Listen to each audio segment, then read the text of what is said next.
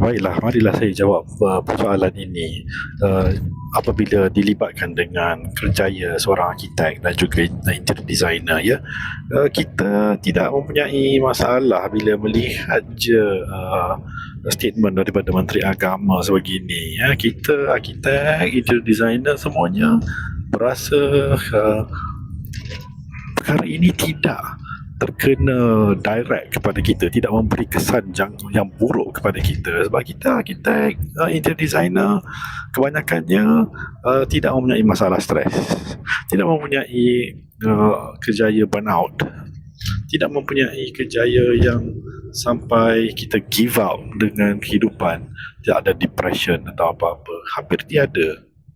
Kalau ada, itu adalah ketika individu tersebut mengalami uh, individu punya masalah yang tidak ada kena mengena dengan kerjaya. Jadi saya ingin nak tambah sikit, ya, kepada adik-adik yang lepasan SPM, nak consider kerjaya untuk masa depan. Architecture, interior designer, ya, tidak akan membuat kehidupan anda tekanan yang sangat tinggi sehingga akan menyongsangkan kehidupan masing-masing. No, ini bukan. Kita kejaya yang hebat, kejaya yang mempunyai uh,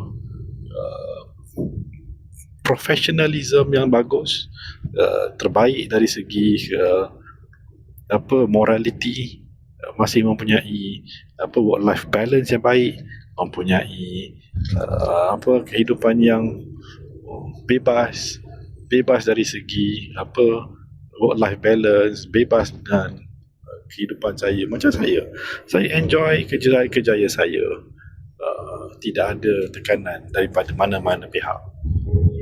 Kalau tak percaya, tanyalah kepada arkitek-arkitek profesional yang baru lulus Part 3 semalam, ya, seramai 146 arkitek kesemuanya, dan tanya mereka, adakah diorang stres?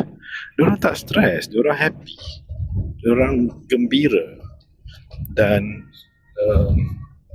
masih lagi ada minat nak belajar walaupun tengah kerja, masih lagi nak belajar, masih lagi nak improve diri sendiri, dan banyak lagi, ya.